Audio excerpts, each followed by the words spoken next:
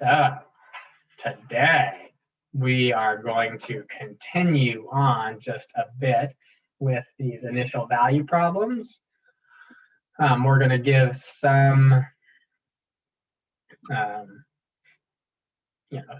going to give some time here at the beginning to looking at velocity and position and acceleration, so motion problems that are initial value, and then we're going to work on some initial value problems that require us to use a calculator to evaluate, to find some values.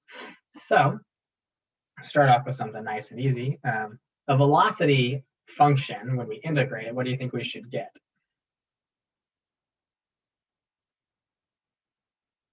A position. A position function, that's right. And a velocity function integrated gives you a position function, right? Because derivative of a position function gives you velocity, so it makes sense that that should go the other direction. So if we are given the velocity function and we want to know the position of the particle at a certain time, given its position at another time, this is just an initial value problem. All we have to do is say, all right, x of t is equal to the integral of v of t dt. And then we will integrate. So what is x of t equal? The integral of 2t cubed is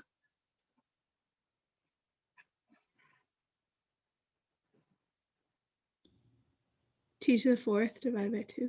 Yep, 1/2 t to the fourth. Yep. And what about 3t squared? It should be T cubed. t cubed plus C. some constant. And so that's where this initial condition comes in. We know that x of 2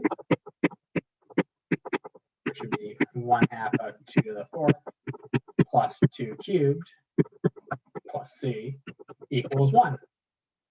And that's 1/2 of 2 to the fourth. 2 to the fourth is 16, divided by 2 is 8. So we got 8 and 8 is 16 plus our constant is 1. And what's our constant? Negative 15. Negative 15. Easy enough.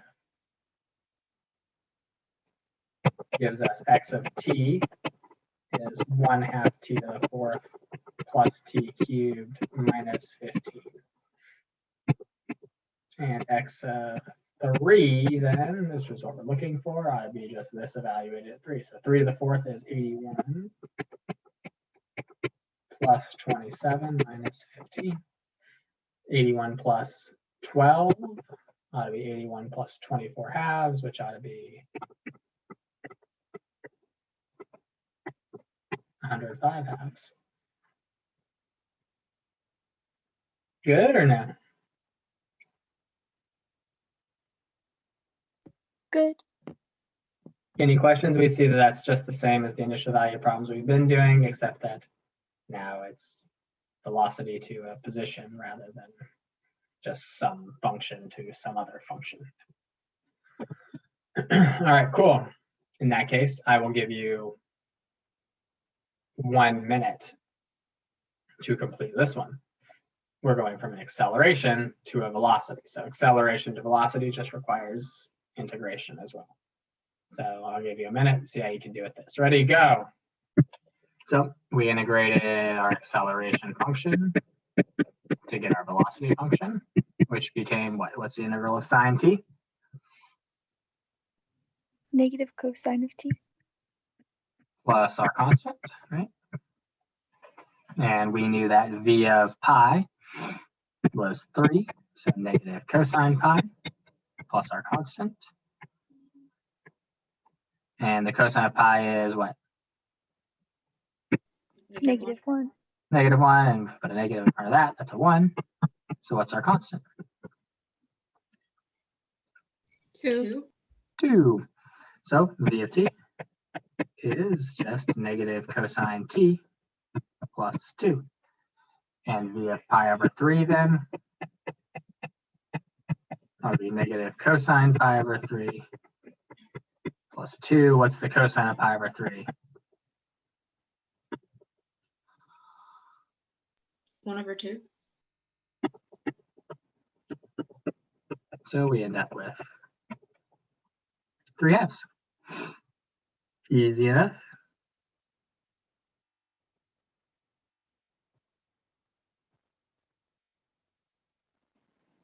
Any questions there? No? All right.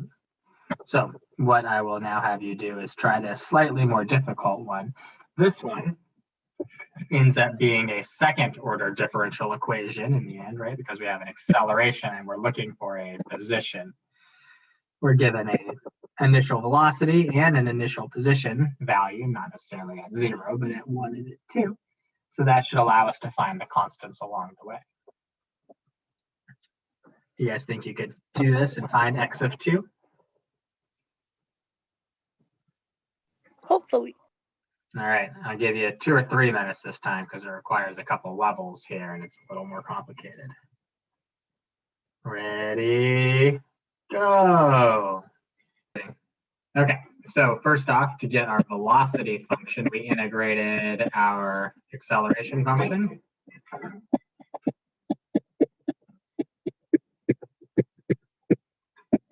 Which gave us what? T cubed plus t squared over 2 plus t plus a constant. Everybody agree with that? Yeah. Okay. And then we plugged in our value of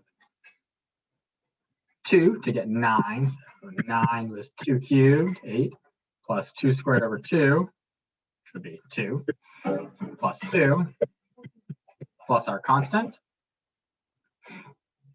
which would be what? Negative. Negative what? I didn't hear you, sorry. Negative. Negative 3, good. All right, and so then we took that and we rewrote our velocity function. V of t was t cubed plus t squared over 2 plus t minus 3.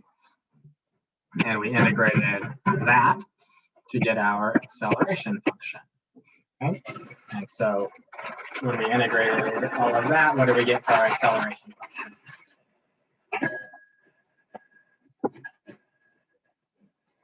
Check it out. T to the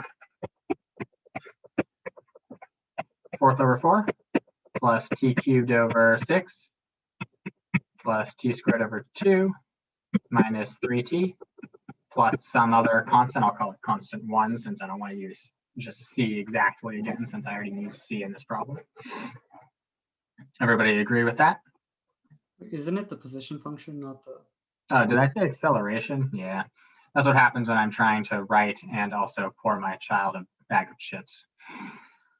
Or pour him a bowl of chips at the same time. Sorry. Position function. Yes, position function. All right. Yeah. And then we'll plug in 1. Everybody good now, though? Now that I'm no longer pouring a bowl of chips and trying to do calculus at the same time. Yeah, it's all good. Oh, good. The fruit snacks were so much easier. All right. 1/4 plus 1/6 plus 1/2 minus 3 plus that constant. And that's a little bit of a pain. 9 minus 1/4 minus 1/6 minus half. Oh man, what's the common denominator there? Probably 12. What's that? 3 and 5 and another 6, 11 12ths there. So 9 minus 11 12ths. What does that come out to be? 100. That's 108. So 97 12ths. Is that right? Yeah. Oh, good. I can do arithmetic. I feel good about that. All right. So our x of t, our position function, t to the 4th over 4 plus t to the 3rd over 6 plus t to the 2nd over 2 minus 3t plus 97 12ths. And x of 2 was what? 16 over 4 is 4 plus 8/6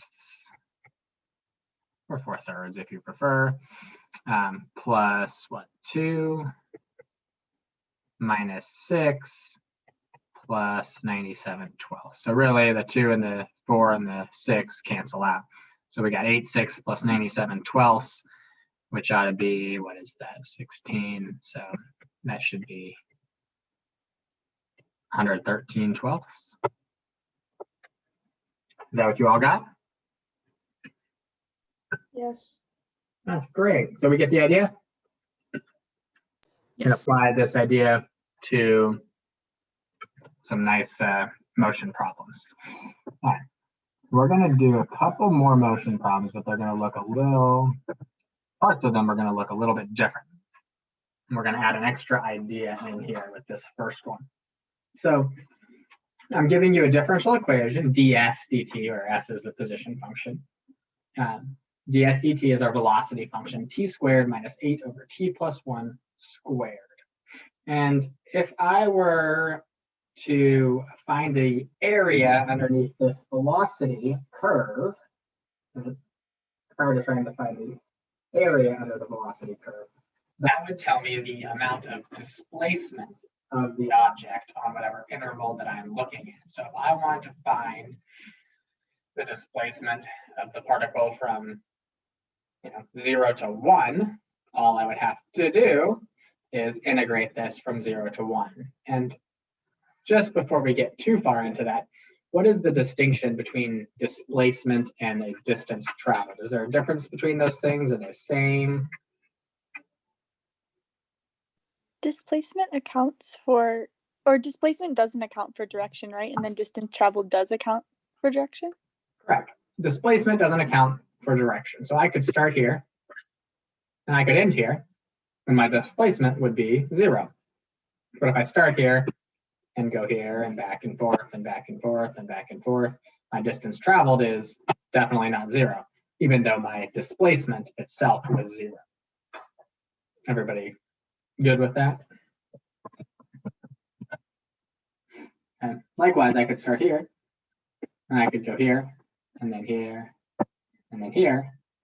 And I have a certain displacement, but my distance traveled is still quite a bit further. Right? So an area underneath a velocity curve is going to tell us a displacement. So that tells us that if we don't feel like solving the differential equation, like we just did with those previous 3, we can just integrate on the interval that we're looking for the new position and then add the initial position. So if I told you that the initial position of a particle was 9 and wanted to know the position at 1, we could, if we wanted to, integrate this function t squared minus 8 over t plus 1 squared dt from 0 to 1. And that would give me, that would give me the displacement. So let's try that. What's the integral of t squared? It's t cubed over 3. And what's the integral of 8 over t plus 1 squared? How are we going to do that integral?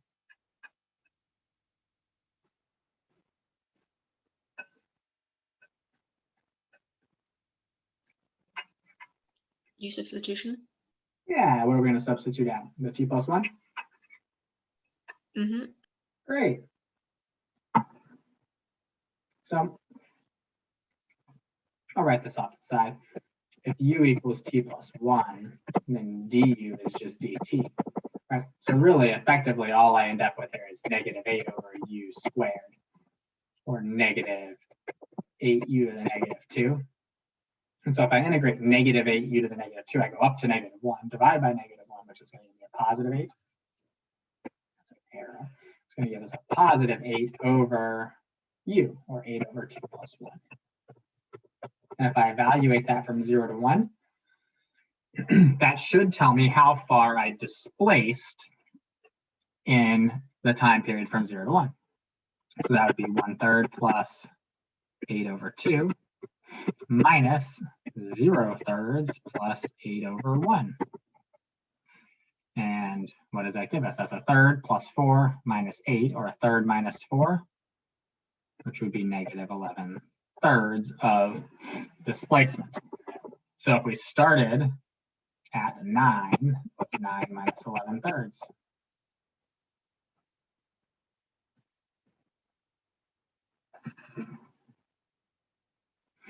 That's right, it's 16/3.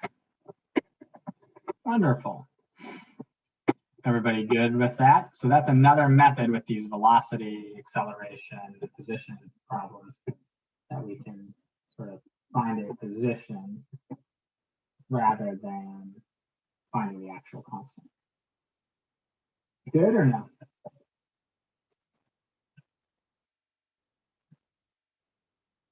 Good.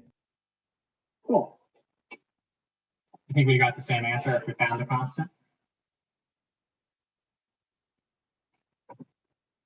Okay, so if we had t cubed over 3 plus 8 over t plus 1 plus c, right, as our position, and s of 0 equals 9,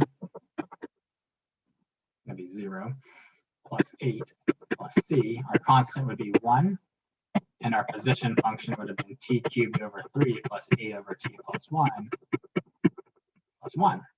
And if we plug in 1 to that, that would have given us 1/3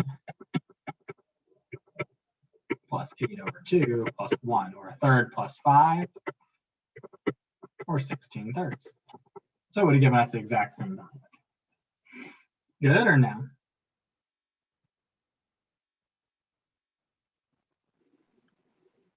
Good, I think. All right. I think. Going back over here, what if I'd asked you for the position at t equals 5? Well, it'd be convenient to just have this position function that I could plug in 5 to, or we could integrate from 0 to 5, see how far it displaced from 0 to 5, and then add it to 9. But since we did go through here and write out this function, let's just evaluate this function. S of 5 equals 125/3 plus 8/6 plus 1. And what does that give us? 132/3, which is what? 44.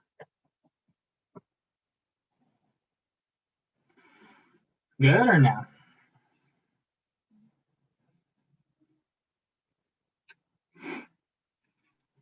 Good. Great. All right.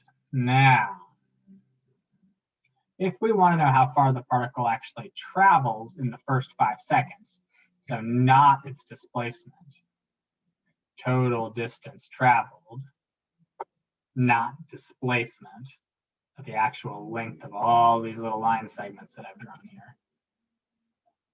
Anybody have any thoughts on how we might do that?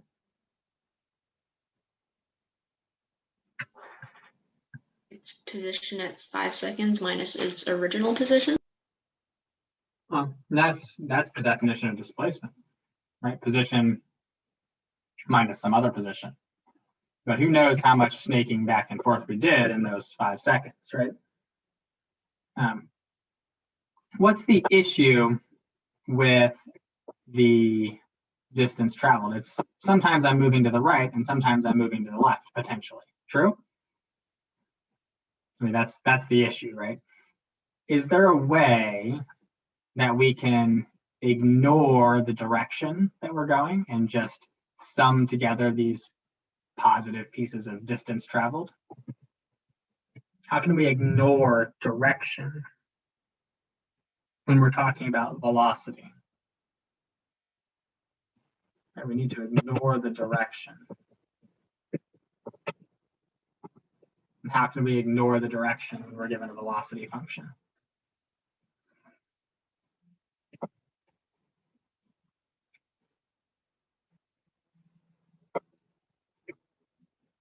What is the absolute value of velocity equal to? It is equal to the speed, right? Speed ignores direction. Speed is the absolute value of velocity. So if I could integrate the absolute value of the velocity, that should give me a total distance traveled. So I'm going to put this out here on another page here. The integral of the absolute value of velocity is equal to distance traveled, not equal to a displacement. So we need the integral from 0 to 5 of the absolute value of our velocity function, which was that t squared minus a over t plus 1 squared dt. And that will take each of those sections that are negative velocities where it's moving to the left, it'll turn them into positive velocities and treat it like it's moving to the right. And so you should be able to use your calculator to approximate the value of that integral. And you can use math option 9 for the integral. And then somewhere in that math window, you can put in absolute value. It's either shows just like an absolute value looks, or it may just say ABS parenthesis.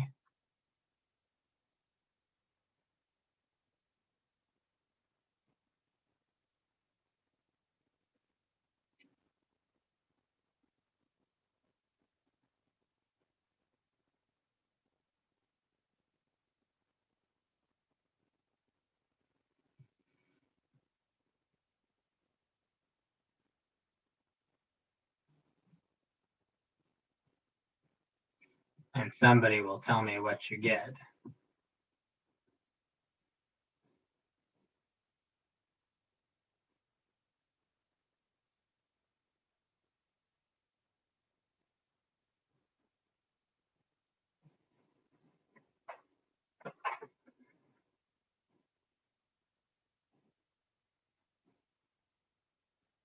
$42.587.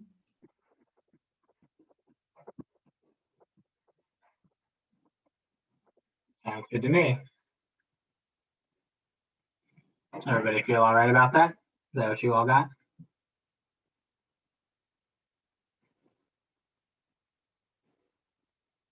Yeah. Cool. Great.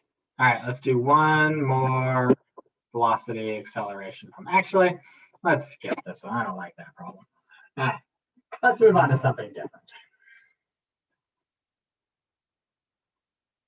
Let's find the solution to this differential equation. F of x, or sorry, f prime of x is equal to e to the negative x squared, where f of 7 is equal to 3. And then let's add to this and find, what do you want to find? How about f of, let's find f of 8.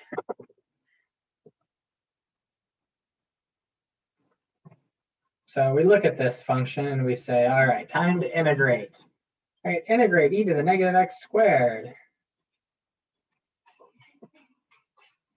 How are we going to do that? How are we going to integrate e to the negative x squared?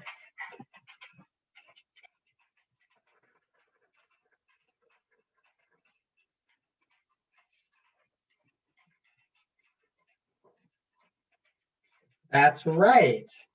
We're not going to be able to integrate e to the negative x squared because e to the negative x squared is one of a family of functions that do not have an explicitly defined integral. It's amazing. That's what you were saying in your silence, right? Is that there was just no way to do it. Isn't that what you were saying? Yes.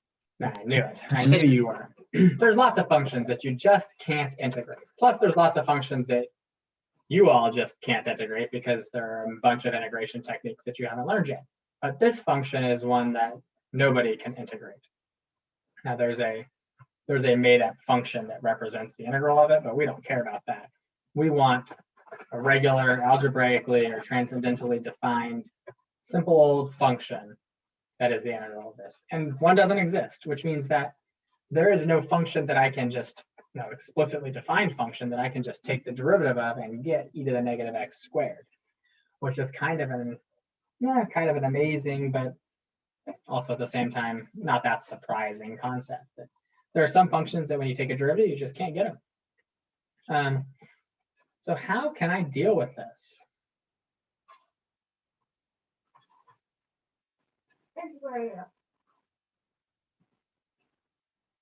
Clearly, my child is not listening because I just said we can't integrate it.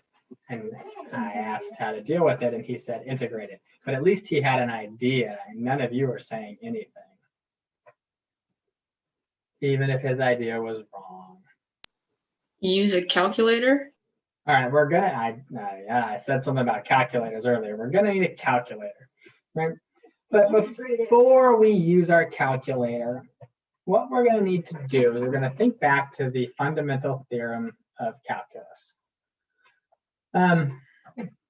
Couldn't I just say that f of x must equal the integral of this? And remember when we did the fundamental theorem of calculus, we used this dummy variable of t.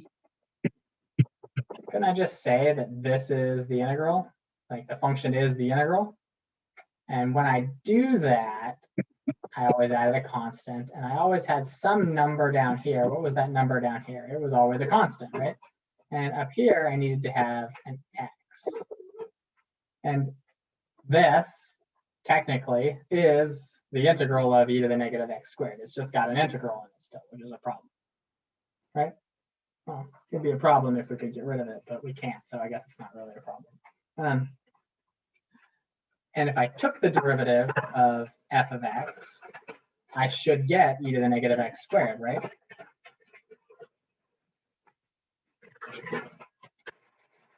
Right? Because the derivative of the integral of a function from a constant to x is just the function in terms of x. And the derivative of this constant is 0, so that just goes away. You guys remember doing that with the fundamental theorem of calculus?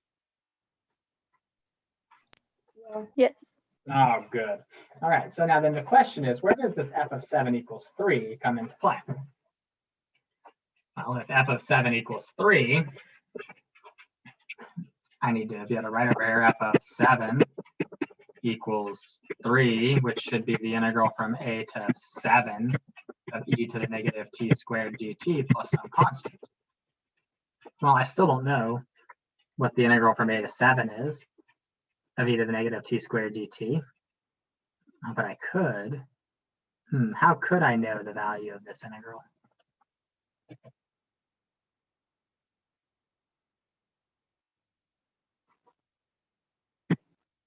How could I know the value of this integral? And don't say with a calculator. Approximation? Nah. Make A7. We could make A7. If I make A7, then what is the value of this integral? 0. It should be 0, right? And if this is equal to 0, then what is my constant? 3. Should be equal to 3. So I should be able to go back in here and say that f of x, if it is equal to the integral from a equals 7 to x of e to the negative t squared dt plus 3, this function satisfies all of the criteria up here. The derivative of it is e to the negative x squared, because the derivative of the integral from a constant to x of any function is just that function in terms of x. And then the derivative of 3 is 0, that goes away. And if I plug in 7 for x, I get an integral from 7 to 7 of this function, which is 0 plus 3, and I get 3, which is what I'm supposed to get. So, got to use these little fundamental theorem of calculus tricks to write this out. And it's still not explicitly defined because it involves an integral sign. But it is good enough for us to then be able to approximate the value of f of 8. F of 8 should be the integral from 7 to 8 of e to the negative t squared dt plus 3. And now we could use one of our approximation methods to approximate this. We could use a left or a right or a midpoint rectangular, or we could use a trapezoidal rule. Or since we know how to evaluate integrals on our calculator, we could let our calculator do it. And it's going to use far more intervals than we could ever do by hand. And it's going to use an even better approximation method that you guys don't know yet, that you don't need to know for this class. And it should give us a really nice value. So let's have our calculator approximate the integral from 7 to 8 of e to the negative t squared dt plus 3. And when you write it into your calculator, You don't need to make those t's, just make those x's.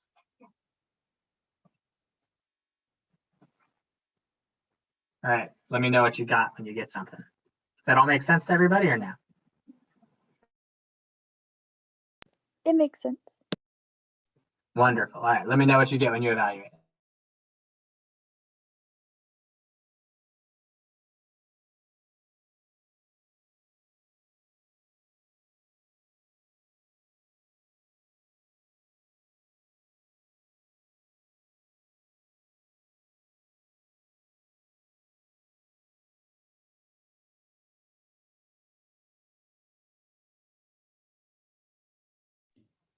You get a really small number, and then after adding 3, it just rounds to 3. It rounds to 3. Well, what do you get? Just tell me like a bunch of digits. 2 point.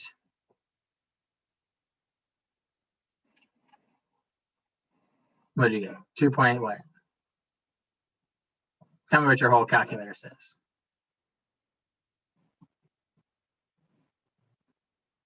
For the, or did it? I mean, you said it rounds it to 3, or you would round it to 3. Well, first I only evaluated like the first part, and then I got 3.707 times 10 to the negative 23, and then if 10 I to the add 3, it negative just rounds it to 3. 3. Oh my gosh, 10 to the negative 23. Okay, all right. Well, maybe we shouldn't have picked f of 8. I just picked a random number. Let's find f of 1. All right, now we're looking for f of 1 instead of f of 8.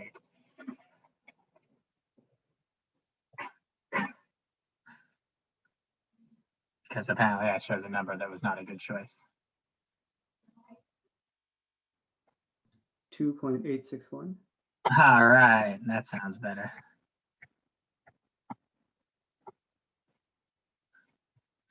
Everybody else get 2.861 for that integral from 7 to 1 of that, plus the 3. Yep. All right. Okay, cool. Let's do another one, and then I'll have you guys do one on your own, and then we'll be done for the day. So, f of x should be the integral from some constant to x of this function, t to the 4th sine t dt, plus some other constant. And what do I need a to be to make f of 3 equal 5? What do I need a and c to be?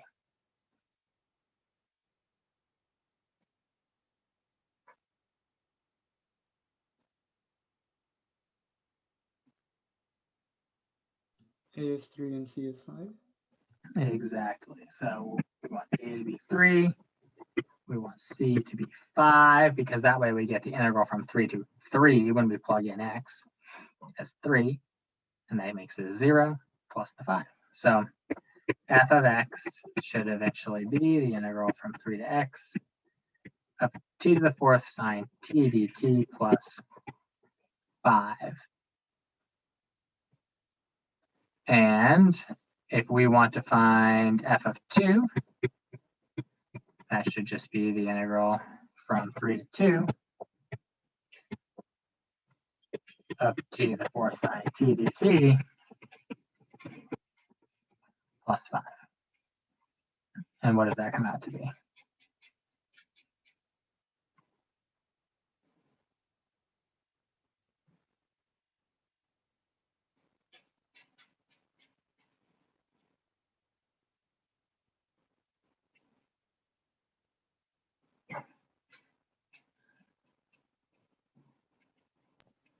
I ended up with negative 14.988. Sound good to everybody? Negative 14.988. Yep. Perfect. All right, I'm going to give you guys one more of these to do, and then after that, we'll call it a day. So take a minute, maybe 2 here to see if you can evaluate this one on your own. Finding f of 2, given f prime is 1 over ln x, with f of 9 equal to 5. Ready, go. So hopefully you guys are catching on to the pattern here. F of x is just equal the integral from 9 to x of 1 over ln t dt plus 5. Is that what you guys got for f of x? Yep. Cool. And so f of 2 is the integral from 9 to 2 of 1 over ln t dt plus 5, which is what? 0.3239. Say it again, point what? 0.3239. 3239, okay. I would write that, except I just lost the ability to use the pen. 0.3239, perfect. Everybody good there? Any Yep. questions on that?